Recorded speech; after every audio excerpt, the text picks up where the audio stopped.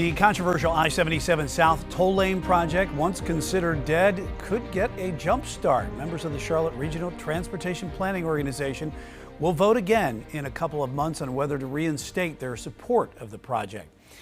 Thanks for joining us tonight at 10. I'm Brian Blakely. The decision comes as North Carolina's new budget requires Charlotte and surrounding communities to repay the state for tens of millions of dollars in project design costs. That's if the plan stays dead. I want to get out to Queen City News anchor Caroline Boyer live outside the Government Center in Uptown tonight. Caroline, state lawmakers are giving that regional panel 90 days to revoke.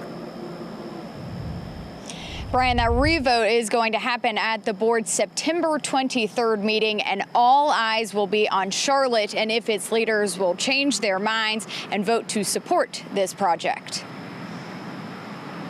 This clock is ticking, and the question is, in this tight time frame, can we find a basis for having a public conversation and considering the possibility of a different outcome? Charlotte City Council member Ed Driggs, who serves as council's representative on the Charlotte Regional Transportation Planning Organization, has been vocal from the start. He supports the I-77 South toll lane project. I think I've been abundantly clear, to my own detriment at times, that I believe it would be a shame if we lost this opportunity and the $700 million in state funding that would go away with it. At the same time, I'm bound to vote in accordance with the wishes of the majority of council, and I will. Charlotte's was one of the deciding votes in May when CartPo rescinded its support for the plans after community concerns. I didn't expect to have to come back here and talk about 77 again, and yet here we are. Apparently, we're not quite beyond 77 yet. Community members at Wednesday evening's meeting showed up with signs and expressed their frustrations about this ongoing debate. You voted. We voted to have it removed from the STIP. You need to respect that. And we're going to keep coming, and we're not going to stop until we see this through. In an effort to avoid paying back the project funding, Monroe City Council members passed a resolution this week reiterating their support for the project.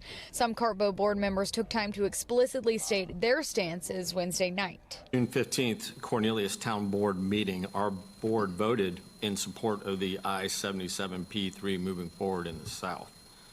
So we thank you for putting a vote back on the agenda in September to afford us the opportunity to state this position. I'm here and was directed to make sure that Mecklenburg County's statement is clear, that our original vote was no, and it remains the same at this point. Councilman Driggs hasn't given up hope yet that Charlotte leaders could do a U-turn.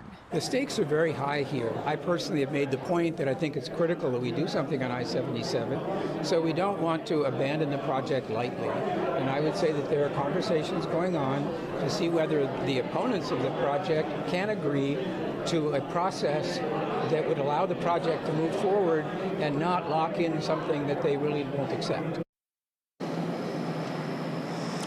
If that does not happen, it's not clear at this point where the money would come from to pay back the $60 million to the state. CartPo plans to meet one more time in August ahead of that September vote, and that's when we could have a better idea of which way Charlotte is going to be voting. Live in Uptown, Caroline Boyer, Queen City News. Queen City News Plus. Just search Queen City News on your smart TV's app store.